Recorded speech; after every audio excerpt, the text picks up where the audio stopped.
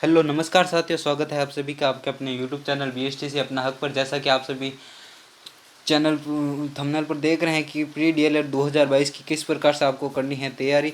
फिर बात करें कैसा आपको बनाना है टाइम टेबल पास होने के लिए, अच्छे नंबर से पास होने के लिए, और कितने घंटे रोज़ पढ़ाई करनी पड़ेगी, और 400 नंबर लाने के लिए आपकी क्या स्ट्रेटजी होनी चाहिए।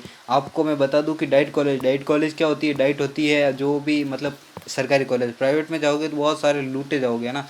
मेरी एक गलती हो गई थी कि मेरे मतलब थोड़े कम नंबर हो गए तो मेरे को प्राइवेट कॉलेज मिल गई।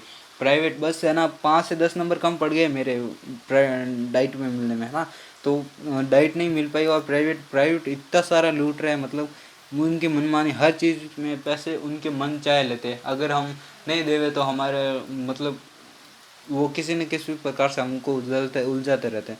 तो आपको क्या करना है, टारगेट डाइट कॉलेज का रखना है। फिर नेक्स्ट की बात करें तो अपने जो है BSTC के अंदर जो 450 नंबर किस प्रकार से अचीव करने हैं, तो इसके बारे में हम पहले बात करें कि BSTC में किस प्रकार से करनी है तैयारी। सबसे पहले बात करें तो इसमें पार्ट कौन कौन से होते हैं। पहला होता है GK पोर्शन, है ना।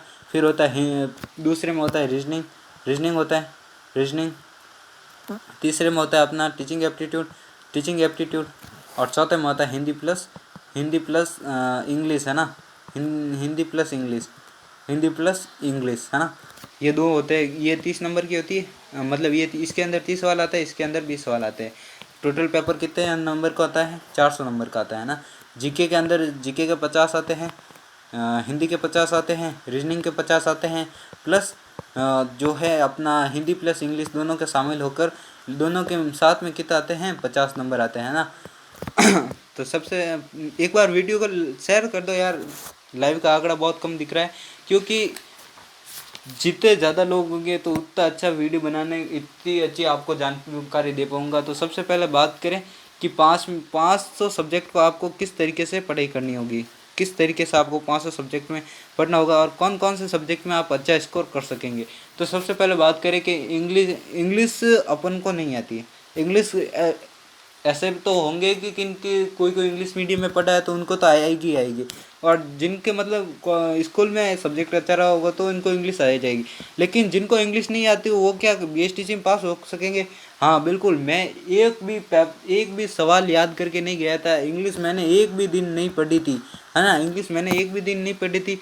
और आगे बात करें कि इंग्लिश इंग्लिश तो मैंने मतलब है ना, पेपर आया मेरा टाइम भी कम पड़ गया। इंग्लिश में बिना देखा देख मैंने सारे के सारे सवाल किए, तो भी मतलब कम से कम मान सकते हैं कि मेरे 5 से 7 सवाल सही हो गए थे इंग्लिश में।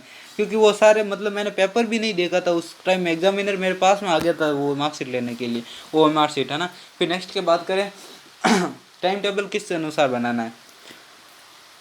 टाइम टेबल देखो अपने हिसाब, हर व्यक्ति का अपने हिसाब से टाइम टेबल होता है।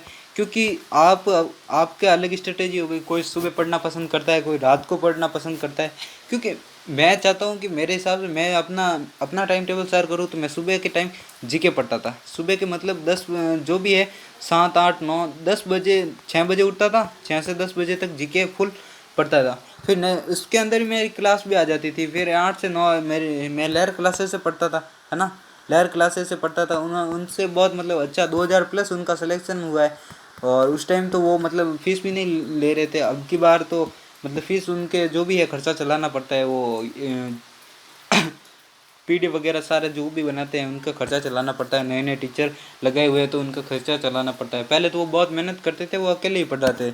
फिर मैं बात करूँ 9 से 12 बजे तक मेरी 9 से 12 बजे तक मैं जो भी है हिंदी की क्लास पर हिंदी पढ़ता था, है ना। फिर बात करूँ तो लगभग 12 से बात करूँ साढ़े साढ़े 11 से लगभग 1 बजे तक, 12 से 1 बजे तक, 1200 से 1 बजे तक मैं क्या करता था, रीजनिंग पढ़ता था। क्यों? क्योंकि दोपहर के टाइम था, और दोपहर के टाइम कोई भी सब्जेक्ट पढ़ते, जैसे अब अगर मैं रीजनिंग पढ़ता, अगर कोई भी सवाल मेरे 2 से 3 सवाल सही होते तो अपने आप मतलब मज़ा आने लगता उसमें, तो मुझे नींद नहीं आती। फिर 2 बजे से मैं 3 बजे 2 घंटे रेस्ट करता था, 4 बजे। फिर 4 से मेरी वापस 2 घंटे 1 घंटा क्लास होती थी, 4 से 5।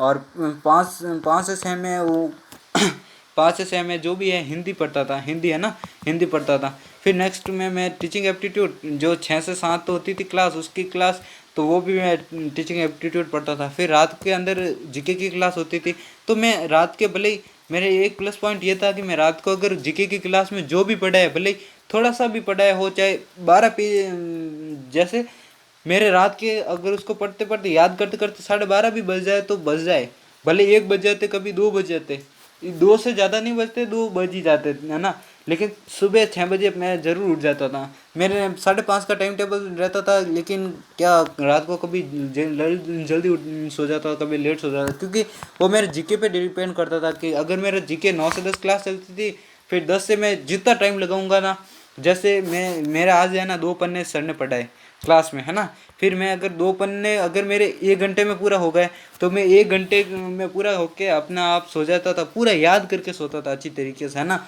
मैं उसको बार बार रिवाइज करता था, बार बार पढ़ता था, तो वो अपने आप याद आ जाता था। फिर नेक्स्ट की बात करें तो फिर मैक्सिमम कितने घंटे पढ़ाई करनी पड़ेगी वीएसटीसी में डाइट कॉलेज या फिर सिलेक्शन लेने के लिए? सिलेक्शन लेने के लिए अभी तो बात करें अपना एग्ज़ाम की, तो एग्ज़ाम है अपना सितंबर या अक्टूबर, सितंबर से अक्टूबर के बीच में आपका एग्ज़ाम है ना।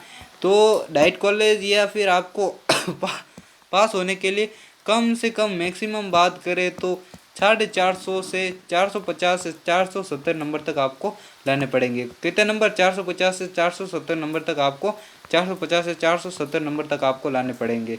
फिर नेक्स्ट की बात करें कि डेली के आपको मैक्सिमम कितने घंटे पढ़ाई करनी पड़ेगी, तो डेली के आपके 8 घंटे से शुरू करना पड़ेगा, और लगभग बात करें कि जैसे जैसे आप दिन नज़दीक आते हैं होंगे, तब तक आपकी क्या होनी चाहिए, तैयारी 12 घंटे होनी चाहिए, क्योंकि एग्ज़ाम से 1 महीने पहले तक आपकी तैयारी 12 घंटे तक हो जानी चाहिए।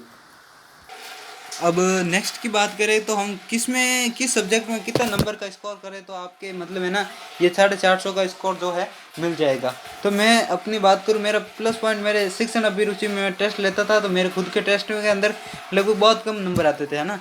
टेस्ट के अंदर बहुत कम नंबर आते थे, प्लस मैंने प्रीवियस ईयर पेपर सॉल्व किए थे सारे के सारे, तो मेरे टेस्ट लेता था तो उसके अंदर शिक्षण अभिरुचि में मेरे नंबर बहुत कम आते थे। तो मुझे इतनी उम्मीद नहीं थी शिक्षण अभिरुचि की, लेकिन पता नहीं क्यों मतलब है ना, मुझे लगा सारे 19 नंबर ही है ना मेरे कटे, मतलब 131 नंबर मेरे शिक्षण अभिरुचि में आए थे, है ना, शिक्षण अभिरुचि में आए थे।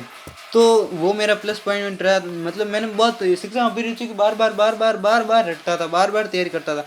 वो एक बार पढ़ लेता था तो अच्छी तरीके से समझ में आता था, बार बार उसको मतलब रिवाइज करता था।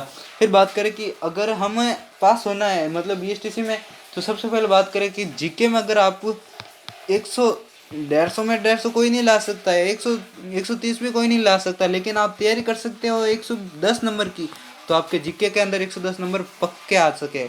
फिर बात करें नेक्स्ट रीजनिंग की बात करें तो आपके रीजनिंग के अंदर आपके आराम से आप चाहो तो 130 भी ला सकते हो, 140 भी ला सकते हो, तो आपके रीजनिंग के अंदर 120 नंबर आ सकते हैं ना, आपके रीजनिंग के अंदर 120 आ सकते हैं। फिर बात करें कि अपना जो भी है टीचिंग एप्टीट्यूड, उसके अंदर आराम से आप क्या कर सकते हो, 130 नंबर तो आपके आएंगे, आ ही सकते हैं, अच्छी तैयारी करेंगे तब। फिर बात करें हिंदी प्लस इंग्लिश, इन दोनों को मिलाकर आपके 100 नंबर तो फिक्स आ ही जाएंगे। तो इन सबको मिलाते हैं तो इसको मिलाएंगे तो लगभग 220 ये और प्लस 230 ये हो गए, मतलब 450 नंबर के ये 450 नंबर आपके ये बन ही जाएंगे आराम से।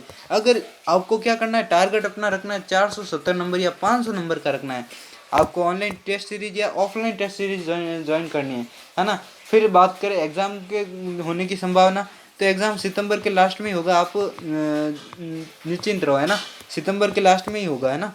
फिर नेक्स्ट में मैं बात करें कि अपने को तैयारी किस प्रकार से करनी है, आप माइंड में बिल्कुल स्ट्रेस मत रखिए। एक बार आप जैसे आपको है ना कठिनाई कब तक आएगी, जब तक आप इस प्रकार से चढ़ेंगे, है ना, इस प्रकार से तैयारी करेंगे, ऐसे चढ़ जाएंगे, जब मतलब ऐसे चढ़ेंगे तो मतलब कभी न कभी मतलब ऐसा होता ही रहेगा ना, फिर ऐसे ऐसे धीरे धीरे बढ़ता रहेगा। लेकिन कुछ स्टूडेंट हो गए यहाँ तक आएंगे, फिर यहाँ से डायरेक्ट यहाँ गिर जाएंगे, मतलब एक टाइम के बाद तैयारी छोड़ देंगे तो फिर नीचे आ जाएंगे। मैंने क्या किया, एक टेस्ट में मेरे 330 नंबर आए, है ना, फिर दूसरे टेस्ट दिया तो 350 नंबर आ गए उसमें, फिर उसके अंदर 350 नंबर आए, तो फिर मैंने 2 दिन मतलब है ना बाहर काम वगैरह पे चला गया, तो ना ही मैंने क्लासें ली, तो मेरे 350 नंबर से 350 नंबर पे आ गए। मतलब आप अगर बीच में गैप 4 से 5 दिन का दे देते हो तो कम से कम आपको 20 से 30 नंबर का लॉस हो जाता है ना, ये ध्यान रखना हमेशा। तो मिलते हैं नेक्स्ट वीडियो में। राम राम, खम्मा खानी। और वीडियो को आगे से आगे शेयर कर दीजिए, आपने लाइव का आंकड़ा बहुत बढ़िया रखा। ठीक है, मिलते हैं नेक्स्ट वीडियो में। राम राम, खम्मा खानी।